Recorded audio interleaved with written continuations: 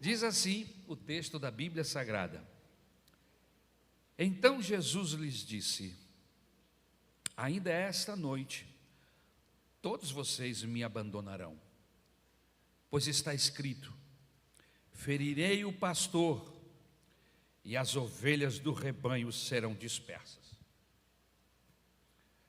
Mas, depois de ressuscitar, irei adiante de vocês para a Galiléia. Pedro respondeu: Ainda que todos te abandonem, eu nunca te abandonarei. Respondeu Jesus: Asseguro-lhe que ainda esta noite, antes que o galo cante, 3 vezes você me negará. Mas Pedro declarou: Mesmo que seja preciso que eu morra contigo, nunca te negarei. E todos os outros discípulos disseram o mesmo. Pedro estava sentado no pátio, versículo 69.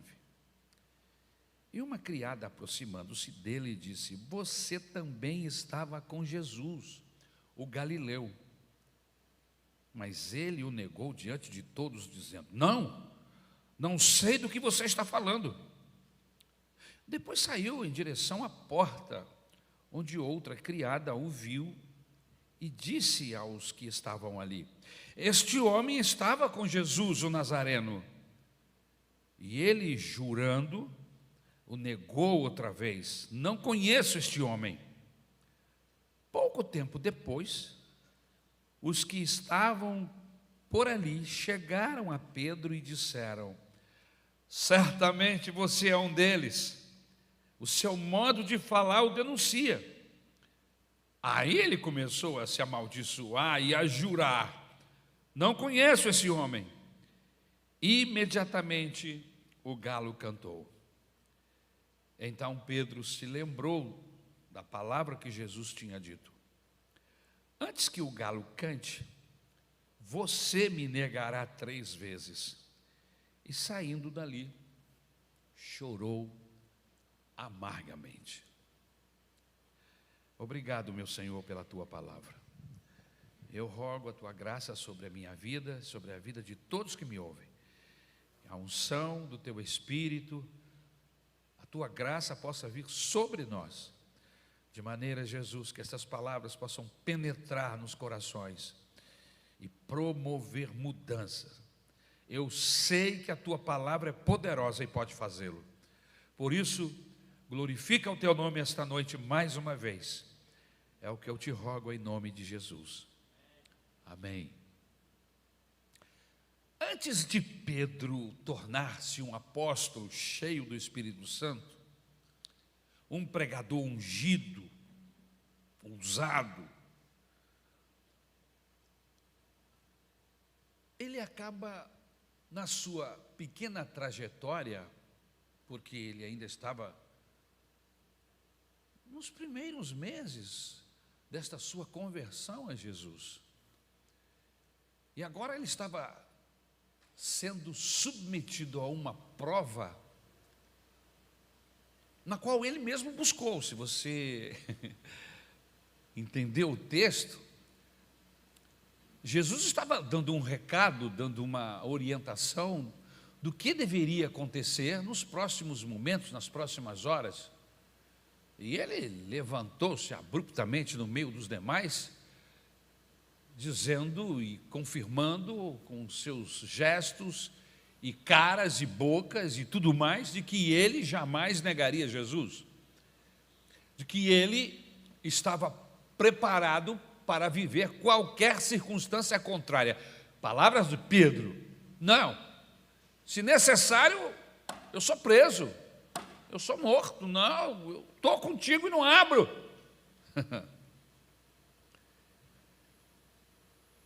Pedro não sabia que ele mesmo estava se algemando, ele mesmo estava criando uma dificuldade com seus próprios lábios, por causa da sua maneira errada de pensar, da sua forma contrária ao que a Bíblia ensina de comportar-se, de dirigir a sua vida. de mover-se, seja para lá ou para cá. Pedro estava cheio de si mesmo. E eu tenho para mim que ele não estava sendo insincero, não, ele estava sendo sincero. Eu acredito na sinceridade dele.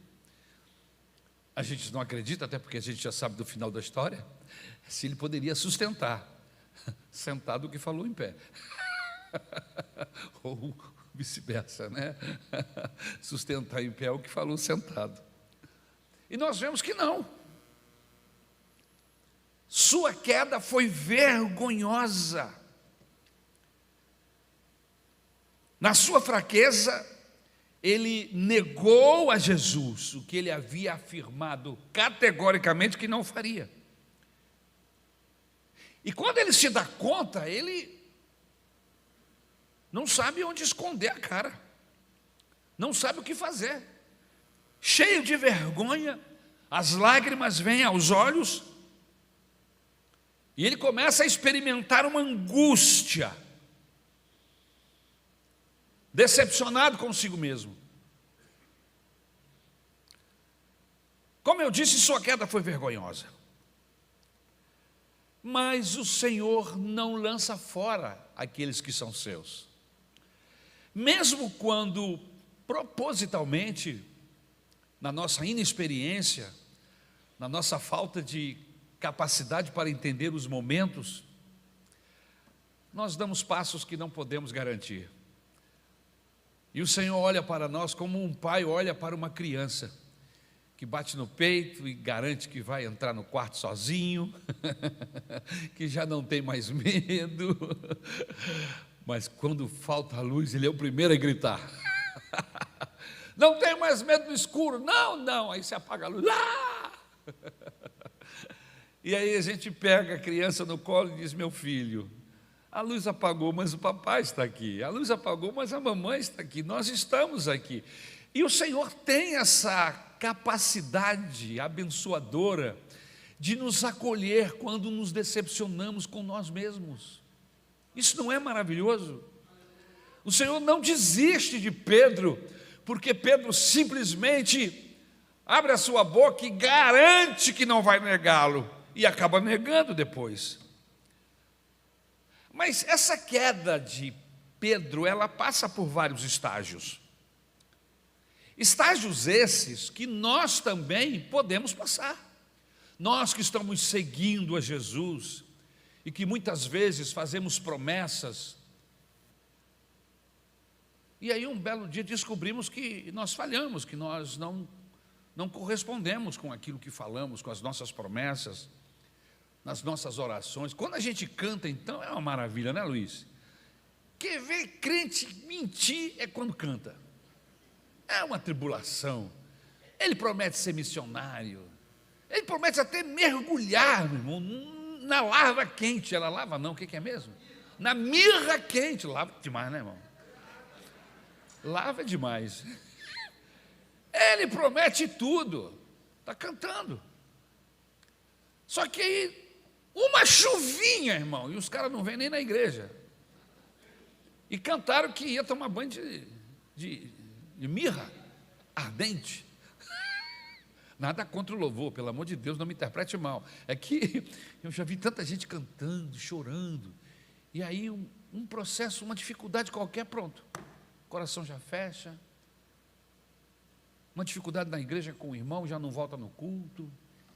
Se desentendeu com alguém, em vez de resolver um problema e participar da ceia, não toma da ceia.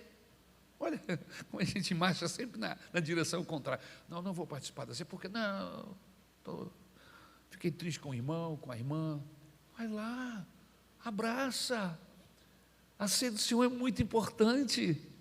Nada, nem ninguém pode ficar como muralha aí nesse relacionamento entre você e o Salvador, Jesus Cristo. Por isso a Bíblia nos recomenda que, quando a gente for oferecer o nosso sacrifício, fazer o nosso culto, e se nos lembrarmos, palavras de Jesus, que alguém tem algo contra nós, deixemos a nossa oferta no altar e vamos lá resolver o problema. E peça perdão, e perdoe, e abrace.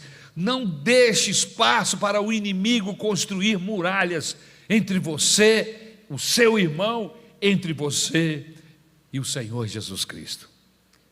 Mas infelizmente nós agimos assim como Pedro. E a ideia desta mensagem é que eu e você possamos perceber os passos de Pedro e de repente descobrimos que, sem querer, estamos caminhando, dando os mesmos passos. Quais foram os estágios que Pedro passou antes da sua queda fatal? Eu listei aqui alguns degraus de sua queda. E o primeiro degrau que nós colocamos aqui é o degrau da autoconfiança. Lucas capítulo 22, versículo 33, o próprio Jesus alertou a Pedro acerca do plano de Satanás.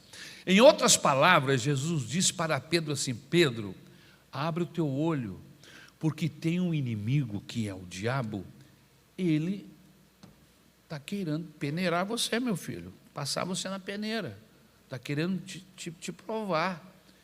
E na verdade o diabo não prova, o diabo tenta. Ele é o grande tentador da humanidade. E é importante que a gente não faça a confusão entre tentação e provação. A tentação tem como objetivo te derrubar, te destruir, te afastar de Deus. Amém? Mas a provação não é assim. A prova vem com o objetivo de nos promover. Você notou que depois que você foi provado, o Senhor promoveu você? E você está em um estágio de relacionamento com Deus melhor e maior? Por quê? Porque foi provado e aprovado. É assim que acontece. Deus, quando nos prova, Ele tem como objetivo principal nos aprovar. Amém? Nos colocar em um patamar de diferença. Amém? Mas Satanás queria derrubar Pedro. Pedro era um homem que tinha uma capacitação. Eu tenho para mim, meus irmãos, que nós não vemos, porque isso acontece em uma outra dimensão, numa dimensão espiritual. Mas eu tenho para mim que uma das formas do inimigo perceber que Deus está planejando algo com você é o movimento de Deus, do Espírito Santo e dos anjos em teu redor, na tua casa.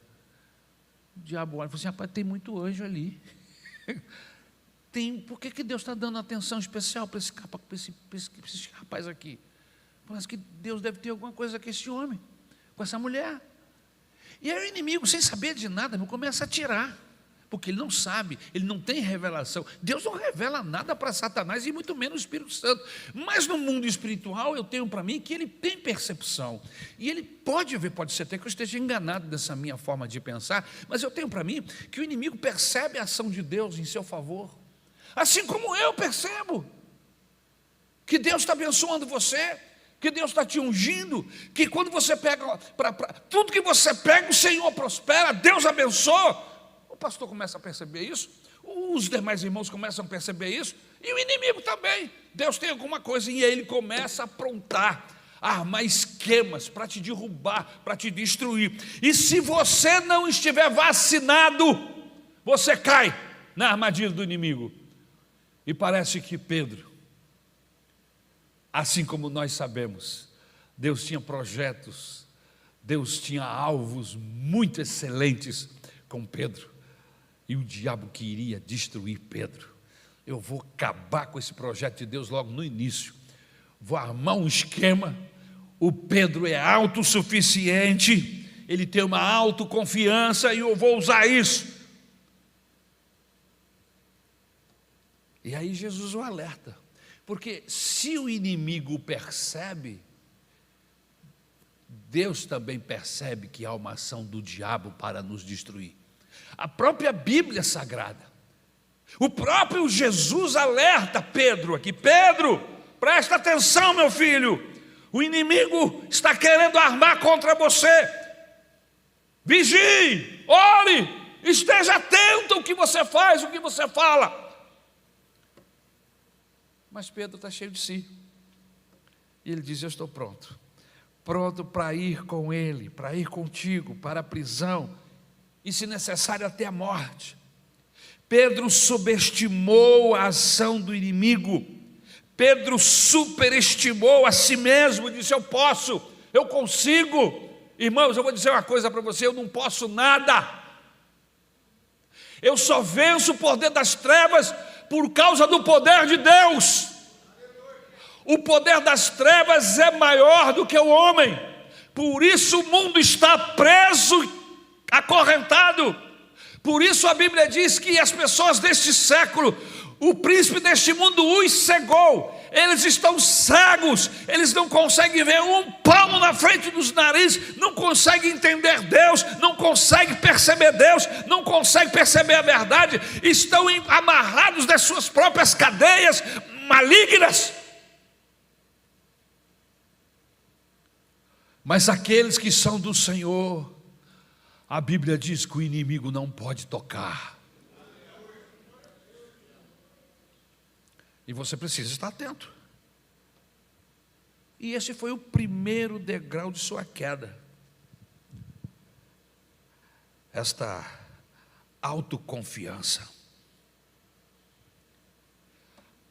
Por isso que Tiago, quando fala de fazer alguma coisa, de planejar alguma coisa, ele diz assim: se Deus quiser, eu vou. Se Deus quiser, eu farei. Porque se Deus quiser, meu irmão, quando Deus quer, não há inferno que possa deter. Quando o Senhor, aleluia, levanta as suas mãos na nossa direção, não há maligno que possa nos deter. Amém? Mas é preciso que a minha confiança esteja nele, porque em mim, eu sozinho não posso. Mas com Jesus eu posso, com Jesus eu venço. Por isso, nós não temos autoconfiança, nós temos uma confiança alta no Senhor, aleluia. Ele é o nosso Senhor, o nosso Salvador, o guarda de Israel, aleluia. E como diz o apóstolo Paulo: se o Senhor é por nós, quem será contra nós? Se Ele não negou o seu próprio Filho, mas antes o entregou por nós, como não nos dará com Ele todas as coisas? Oh, bendito seja o nome do Senhor. E ele desceu o primeiro degrau. Entre esse momento que o Senhor Jesus fala com Pedro e a tentação, tem um espaço. E foi nesse espaço de tempo que ele desceu a escada. Eu não sei de quantas horas foram, mas houve um tempo. Eu conheço pessoas que no domingo estavam pregando. No domingo estavam fazendo parte do culto, do louvor, do coral da igreja. Conheci pessoas assim. E na segunda-feira estavam totalmente desviados. Entre o culto do domingo de manhã e a segunda-feira de manhã, são 24 horas. Foi o tempo suficiente para negarem ao Senhor, se desviarem e não voltarem mais. Você pensa que é um absurdo? Conheço pessoas assim. E possivelmente você também os conheça. O segundo passo foi a indolência. Lucas 22, versículo 45. O texto diz que o mesmo Pedro que prometeu fidelidade irrestrita a Cristo e disposição de ir com ele para a prisão e para a morte, agora está agarrado no sono no jardim do Getsêmani. Ou seja, o Getsêmani era a porta da batalha, era o começo de uma batalha que estava por dar início. O Senhor Jesus nasceu, todo o projeto de Deus estava ali naquele momento. Jesus no Getsêmani vivendo momentos que antecediam a cruz, o seu sofrimento, a sua dor. Ele sabia disso, do que o esperava. E o que é que ele faz? Ele vai orar. Eu lembrei de um corinho agora, Luiz, que me passou na cabeça, que você deve lembrar. De madrugada o crente vai buscar poder. Vai, vai, vai, vai. Os dias são de trevas, sem poder o crente cai. Vai, vai, vai, vai. Os dias são de trevas, sem poder o crente cai. De madrugada. Era uma madrugada. Você está enfrentando batalhas. O que é que você está fazendo? Ah, pastor, estou me entretenendo. Antes da batalha, eu gosto de assistir uma série, assim, de pelo menos uns 10 capítulos. E aí você na segunda-feira começa com aquela disposição. É mesmo? Duvido. Você está vivendo momentos que antecedem uma tribulação? Porque o crente espiritual, e aí não sou eu quem diz isso, é a Bíblia que diz que existe 2 tipos de crente, o crente espiritual e o crente carnal. O crente carnal está buscando entretenimento.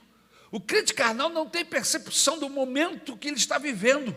Não tem, nem ele nem o ímpio. Mas o crente espiritual, em outras palavras, que está plugado com Deus, ele percebe que está vivendo um momento capital, um momento importantíssimo. Então o que ele faz? Ele tem temor no coração, e ele vai para o joelho, e ele vai falar com Jesus. Ele vai pedir a sua graça, vai pedir a sua misericórdia, o seu favor. Ele ora pelos filhos, ele levanta de madrugada para orar pelos seus pares, pela sua esposa, pelo seu marido. Ele sabe que ele está vivendo um tempo difícil e que a qualquer momento a batalha vai ser deflagrada. Mas há pessoas que preferem entrar na batalha depois que ela começou, não se prepara. E aí acontece o que o Pedro fez. Pedro está dormindo, o sono da indolência. A maior batalha dos séculos está para acontecer, e os discípulos estão dormindo. Aquele negócio de ir para a prisão com Jesus, ele nem lembrava. Ele estava num sono tão profundo. Agora ele está agarrado lá no sono, no jardim do Getsêmani, no acesso da batalha. O que aconteceu com Pedro? Faltou-lhe a percepção da gravidade daquele momento. Faltou-lhe a vigilância espiritual. Ele estava entregue ao sono, em vez de estar guerreando com Cristo contra as hostes do mal. Fraqueza espiritual de Pedro fez-lo dormir. E ao dormir, ele fracassou no teste da vigilância espiritual. Eu me lembro do filho de Nabucodonosor. Os medos e os persas já estavam há mais de 3 meses cercando a cidade de Babilônia. A cidade de Babilônia era um monumento da época. Muros, como prédios de 10 andares. A largura desses muros, como a Avenida Brasil, de um lado ao outro, largo. Como transpassar isso? Um momento capital, um exército enorme do outro lado do muro. E onde está o filho do Nabucodonosor?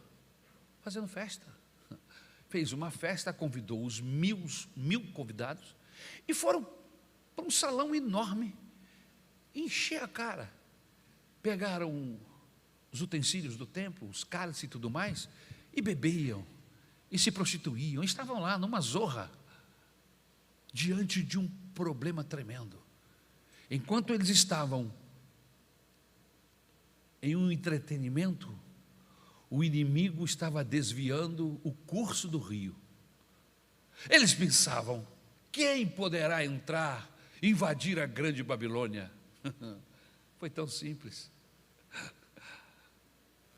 Os medos e persas simplesmente desviaram o curso do rio que cortava a cidade e entraram pelo mesmo espaço que as águas entravam. E Babilônia caiu. Vigilância. A fraqueza espiritual de Pedro fez-lo dormir, e ao dormir fracassou no teste da vigilância espiritual. Por isso Jesus diz: orai e vigiai. A oração e a vigilância, elas precisam andar juntas.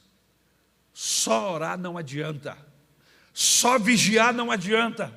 Você precisa vigiar e orar. Me parece que é nessa ordem: vigia e ora. Esteja atento, por quê? Porque o vosso adversário, como um leão, está bramando, buscando a quem possa tragar. Então eu preciso estar atento. Terceiro degrau, a precipitação. Lucas capítulo 22, versículo de número 50. O texto diz que quando os soldados romanos, liderados por Judas Iscariotes e pelos principais sacerdotes, prenderam Jesus, Pedro sacou sua espada, aquela espada flamejante do He-Man que ele tinha, porque ele era um espadachim, era, irmãos? O cara era um pescador, irmão. Não entendia nada de luta, de espada. Não sei nem onde ele arrumou aquela espada, mas ele estava com uma espada lá. Pedro saca a sua espada e, num golpe certeiro, ele corta a orelha do soldado Malco. E você sabe, irmãos, que se fosse certeiro mesmo, Jesus teria que ter ressuscitado aquele soldado, porque ele teria cortado a cabeça. Mas ele era tão ruim de mira que ele tirou a orelha, em vez de tirar a cabeça. Sua valentia, irmãos, era carnal. Por quê? Porque dormiu quando deveria estar orando. Entrou na batalha errada, com as armas erradas, com a motivação errada. Mas Pedro era assim. Dizem os especialistas que estudam o psique desses personagens bíblicos que ele era sanguíneo. E o sanguíneo primeiro atira, depois pergunta. E Pedro era assim. Primeiro ele atira, e depois ele pergunta quem era, o que está acontecendo. Cada um de nós temos uma personalidade,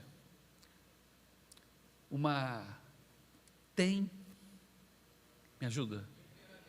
Um temperamento, obrigado. Tem um temperamento diferente. Nem todos nós temos os mesmos temperamentos. Eu não vou dar uma aula de temperamento aqui, até porque eu não estou preparado no momento para isso. Mas o fato é que cada um de nós nascemos com um temperamento. Qual é o temperamento ideal? Não tem. Se é o sanguíneo, se é o colérico, me ajuda? Fleumático, melancólico, qual é o temperamento? Nenhum deles. Nenhum temperamento humano é ajustado, é equalizado. Todos eles têm coisas aparentemente boas e coisas muito ruins. E lidar com esse temperamento é complicado. O único que tem um temperamento ajustado, equilibrado, equalizado é o Senhor Jesus. Por isso o Evangelho do nosso Senhor Jesus tem como objetivo trazer o nosso temperamento para a temperança do Senhor Jesus Cristo, aleluia. E não importa qual seja o seu temperamento, em Jesus ele já não é mais igual. Essa manhã eu esbocei aqui um pouco do meu temperamento. Eu sou colérico, mas é um colérico misturado também com algumas tendências sanguíneas. Mas eu não sou um sanguíneo. Mas eu cheguei à conclusão, irmãos, que se Jesus não entrasse na minha vida, eu seria uma desgraça. Bandido puro, puro, puro, puro. Essência do bandidismo. Se não fosse o Senhor, o Espírito Santo trabalhando no meu coração, me moldando, eu iria dar vazão ao meu temperamento. Tadinha da Isabel. dos irmãos que estariam do meu lado, das pessoas que eu trabalhei ou que eu vou trabalhar, enfim, eu teria muita dificuldade. Seria tirano, cruel, porque fora o meu temperamento ainda tem a ação do diabo, que faz com que o meu temperamento fique pior. A tendência, a ação do diabo é fazer com que o meu jeito de ser, o meu temperamento seja igual ao dos demônios. Você já viu uma pessoa endemoniada, como é que ela se porta? Uma pessoa que está cheia de demônios, que tem um maligno no seu coração atuando, ele é extremamente mau, ele é extremamente cruel. Em contrapartida, uma pessoa que está cheia de Jesus, que está sendo transformado constantemente pela palavra, pelo sangue de Jesus, pela ação do Espírito, e ele se parece cada dia mais com Jesus, ele é humilde e manso de coração, aleluia. Por isso que eu e você não podemos abrir mão de Jesus em hipótese alguma. Mas Pedro foi dormir. E por que foi dormir? Deslizou-se para o degrau de baixo. Efésios capítulo 6, versículo 12, diz assim: pois a nossa luta não é contra seres humanos, mas contra os poderes e autoridades, contra os dominadores deste mundo, de trevas, contra as forças espirituais do mal, nas regiões celestiais. Precisamos lutar com as armas carnais? Não! As nossas armas carnais não servem para nada, só para piorar a situação. Por mais inteligente que eu ou você seja, que tenhamos uma argumentação primorosa, mesmo assim, se não houver uma ação de Deus em nós, nós incendiamos em vez de apagar o incêndio. Por isso a ideia do Evangelho é que nas nossas lutas, idas e vindas, não importa o que venhamos a fazer, precisamos estar espertos e usarmos as armas de Deus. 1 Coríntios, primeira carta de Paulo a Coríntios, capítulo 10, versículo 4 diz: as armas com as quais lutamos não são humanas, ao contrário, são poderosas em Deus para destruir fortalezas. Romanos capítulo 13, versículo 12: a noite está quase acabando, o dia logo vem, portanto, deixemos de lado as obras das trevas e revistamo-nos da armadura da luz. Comportemo-nos com decência, com quem age à luz do dia, não em orgias e bebedeiras, não em imoralidade sexual e depravação, não em desavenças e inveja, ao contrário, revistam-se do Senhor Jesus Cristo e não fiquem premeditando como satisfazer os desejos da carne. E aí Pedro, sem percepção divina, dormiu o sono da indolência, escorrega para o degrau de baixo, está descendo. E qual é o próximo? Começou a seguir Jesus de longe. Ele já não anda mais com Jesus, agora ele segue Jesus de longe. É o que o texto diz. Lucas 22, 54. Depois que Cristo foi levado para a casa do sumo sacerdote, Pedro mergulhou nas sombras da noite e se tornou um seguidor de Jesus, mas de longe. O texto diz isso, e ele seguia Jesus de longe. Cadê a coragem? Cadê aquele homem que tinha prometido fazer e acontecer? Sua coragem desvaneceu, sua valentia tornou-se covardia. Seu compromisso de ir com Cristo para a prisão e quem sabe até a morte foi quebrado. Sua fidelidade incondicional ao Filho de Deus começou a enfraquecer. Não queria perder Jesus de vista, mas também não estava disposto a assumir os riscos da sua ligação com Ele. E aí Pedro despenca mais um degrau rumo à fatídica queda. Jesus é o tipo de pessoa que nós só podemos segui-lo de perto. Seguir Jesus de longe significa estar ao alcance do inimigo.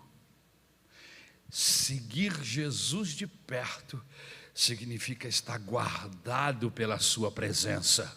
A presença de Jesus tem o poder de fortalecer os nossos ossos, a nossa mente.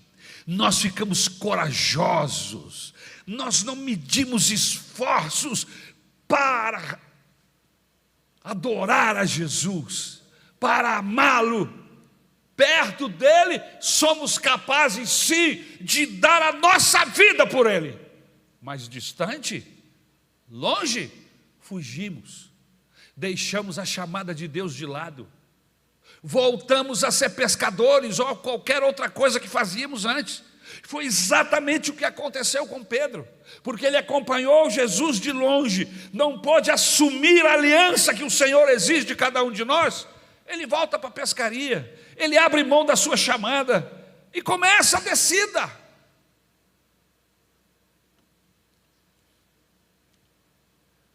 Outro degrau, o quinto degrau, as más companhias. Pedro agora não tem mais a companhia de gente de Deus do lado dele. Lucas capítulo 22, versículo 55, Pedro dá mais um passo ao fracasso, quando ele se afasta de Cristo e se aproxima de quem? Dos inimigos na casa do sumo sacerdote.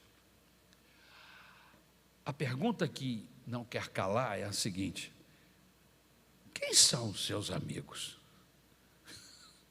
Quem são os seus amigos? Quem são os nossos amigos? Como é que eu posso ser amigo de alguém que matou o meu irmão, que matou o meu Senhor? Como é que eu posso ter um relacionamento de intimidade e chamar de amigo alguém que assassinou o Filho de Deus e continua assassinando? Porque ao não entender o significado da morte do Senhor Jesus e converter-se a Ele, como diz o texto que nós acabamos de ler, nós o matamos de novo. Somos responsáveis pela sua morte. Pedro está despencando morro abaixo, mas não percebe isso. Está fracassando na sua jornada com Cristo. E ele se aproxima dos inimigos. O que Pedro está fazendo lá? Ele se assenta na roda dos escarnecedores. Tornou-se um com eles.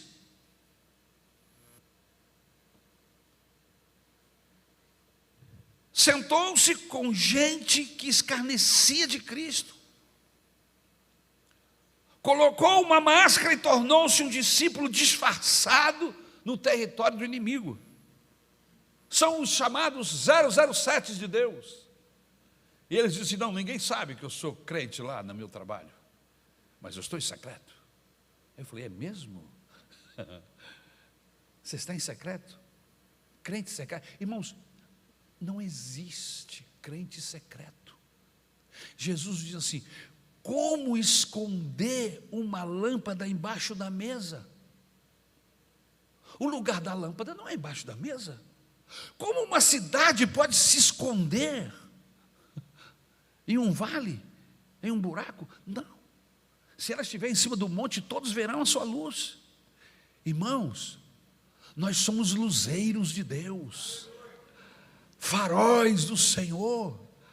Aonde nós chegamos, nós iluminamos com a nossa forma de agir. É interessante que quando Pedro é questionado, ele ainda tem alguma coisa de Deus na vida dele, porque eles dizem assim, o texto diz assim: nós sabemos que você andava com ele, mas por quê? Por causa do seu jeito de ser, da sua forma de agir. Você tem umas características que ainda te denunciam. Meu filho, em nome de Jesus, você ainda tem essas características. Pula para o lado de cá que o muro está baixo.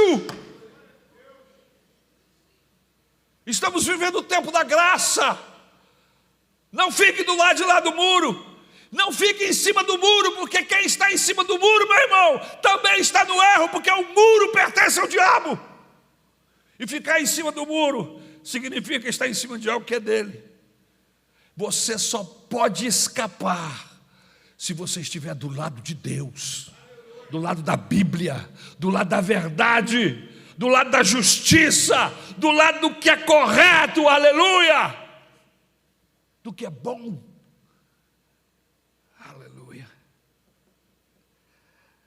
Mas ele se misturou com o mundo, isso lhe custou caro, pois foi nesse terreno escorregadio que a sua máscara foi arrancada e a sua queda tornou-se mais vergonhosa ainda. A pior coisa que tem é um crente disfarçado e alguém chegar para ele e dizer: mas você, hein? E você diz que ainda é evangélico e está fazendo o que está fazendo, falador, fofoqueiro do jeito que você não tem vergonha não? E aí você fica assim, passando vergonha, ganhando esculacho de ímpio. Por quê? Porque fracassou, porque andou com gente que não era gente de Deus. Eu não estou dizendo com isso que a gente não vá, que a gente não tenha relacionamentos no trabalho, eu não estou dizendo isso, irmãos, mas espera aí, amigos meus são amigos de Jesus. Eu não posso amar mais os amigos do mundo do que os irmãos da igreja. Essa gente aqui foi lavada e remida pelo sangue de Jesus. Aleluia. Pertencemos, somos a igreja de Jesus. Então eu preciso ter um olhar diferente. Eu preciso ter um comportamento diferente nas minhas opções. Se o mundo não é o meu modelo, e a Bíblia diz isso claramente, na carta de João ele diz isso claramente, e não na carta de João, mas o próprio Pedro, o apóstolo Paulo, o próprio Jesus. Quem é amigo do mundo não é amigo de Deus. Você precisa escolher. E eu não posso fazer separação. O que eu sou aqui na igreja, eu sou no escritório, eu sou no meu condomínio, eu sou no mercado, eu sou lá no lugar onde eu faço exercício físico, porque eu sou de Deus. O que eu sou aqui, eu sou na praia, eu sou na cachoeira, eu sou no meu relacionamento com minha esposa, com os meus filhos. Por quê? Porque eu sou de Deus. E gente de Deus não tem máscara, ele é um, igual em todo lugar, aleluia. E deixa eu ir para o sexto, porque eu tenho pouco tempo para terminar. Depois de descer todos esses degraus, ele nega Jesus, porque aí é o degrau da negação. No Salmo de número 42, versículo 7, diz que um abismo chama outro abismo, uma queda leva a outros tombos. Em Lucas 22, 57, Pedro não conseguiu manter-se disfarçado no território do inimigo. Logo foi identificado como um seguidor de Cristo. E quando foi interpelado por uma criada, ele respondeu: mulher, eu não conheço a Cristo. Pedro negou sua fé, negou o Senhor, o seu Senhor, quebrou o juramento de seguir a Cristo até a prisão e até a morte. A sua covardia acaba prevalecendo sobre a sua coragem. O medo dominou a fé e ele caiu vergonhosamente. Que tristeza. E o sétimo degrau é quando ele blasfema. Marcos, capítulo de número 14, versículo de número 71. Pedro negou a Cristo 3 vezes. Ele negou na primeira vez em Mateus 26, versículo 70. Mas ele o negou diante de todos, dizendo: não sei do que você está falando. Jurou a segunda vez em Mateus 26, 72. O texto diz: e ele jurando o negou outra vez: não conheço este homem. E por fim ele praguejou na terceira vez: não, agora eles vão ficar convencidos de que eu não tenho nada com esse Cristo. Mateus 26, 74. O texto diz que aí ele começou a se amaldiçoar e a jurar: não conheço este homem. Imediatamente o galo canta, e quando o galo canta, a sua mente lhe faz lembrar das palavras de Jesus. Antes que o galo cante 3 vezes, Pedro, esta noite você vai me negar. A boca de Pedro está cheia de praguejamento, cheia de blasfêmia, não tem votos de fidelidade. Ele caiu das alturas da autoconfiança para o pântano da derrota mais humilhante. Sua queda não aconteceu num único lance, foi de degrau em degrau. É lógico que ele podia ter interrompido esta escalada para o fracasso, mas ele só consegue cair em si mesmo quando estava com a alma coberta de vergonha, de opróbrio, com os olhos cheios de lágrimas amargas. Queridos, nós não somos melhores do que Pedro. Nós estamos sujeitos aos mesmos fracassos. A única maneira de permanecermos de pé é nos colocarmos os nossos olhos em Cristo e dependermos dele em vez de nós mesmos.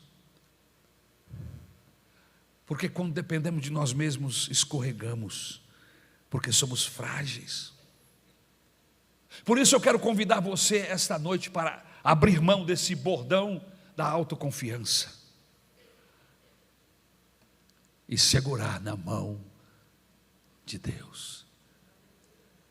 Há um louvor antigo que diz assim: segura na mão de Deus, segura na mão de Deus, pois ela te sustentará. Não temas, segue adiante e não olhes para trás, mas segura nas mãos de Deus e vai. Vamos ficar de pé? Aleluia! Aleluia! Bota no início desse louvor, por gentileza, meu querido irmão. Aleluia! Se as águas do mar da vida quiserem te afogar, segura na mão de Deus e vai.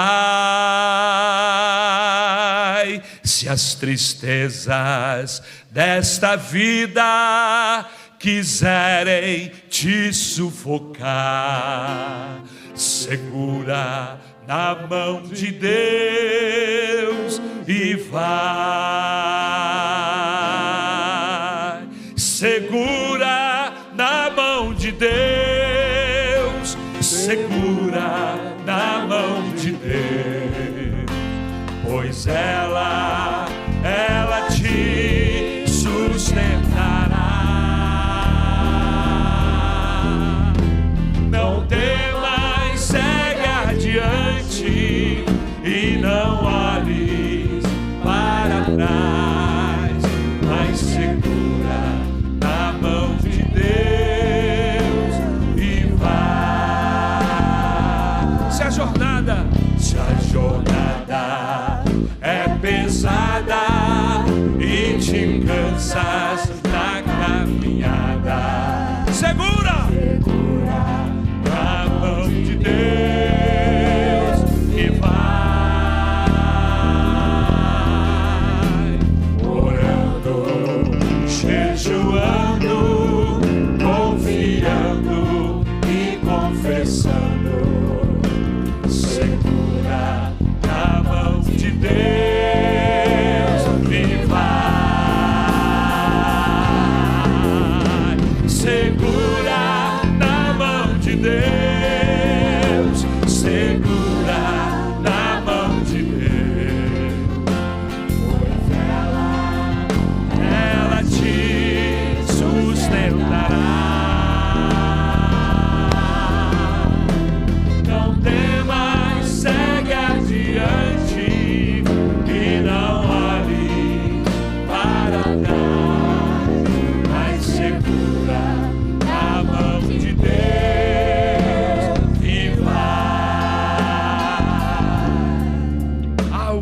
esta noite que ouviu essa mensagem e entendeu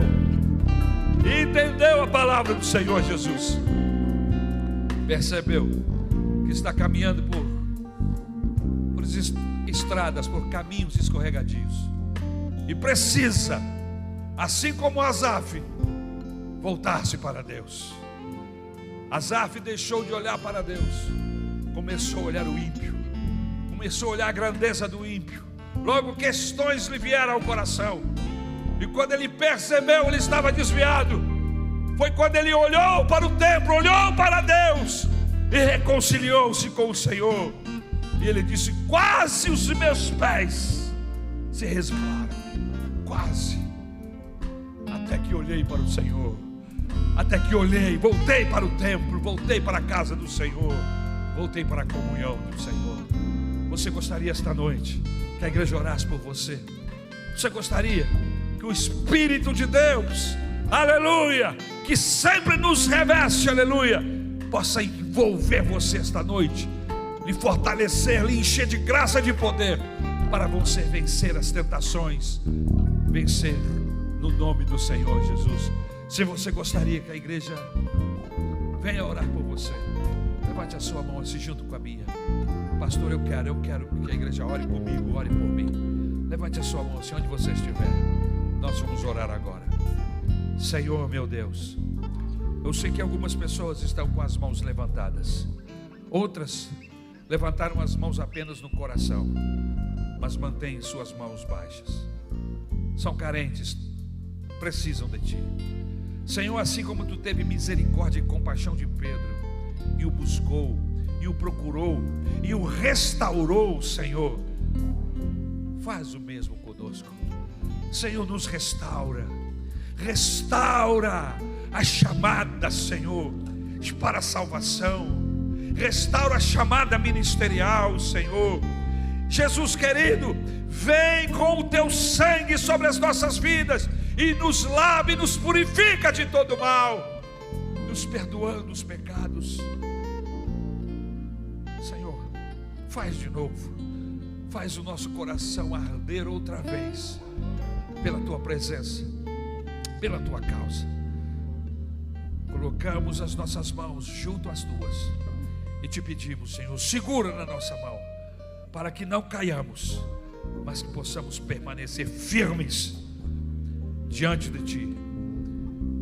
Em nome de Jesus é o que nós Te pedimos. Amém. Obrigado, meu Deus, por esta reunião. Obrigado pelo Teu Espírito Santo, que sempre se aproveita para falar conosco. E a graça do nosso Senhor e Salvador Jesus Cristo, o amor de Deus e as doces consolações do Espírito Santo repouse sobre as nossas vidas, desde agora e para todos sempre. Cante comigo. Aleluia.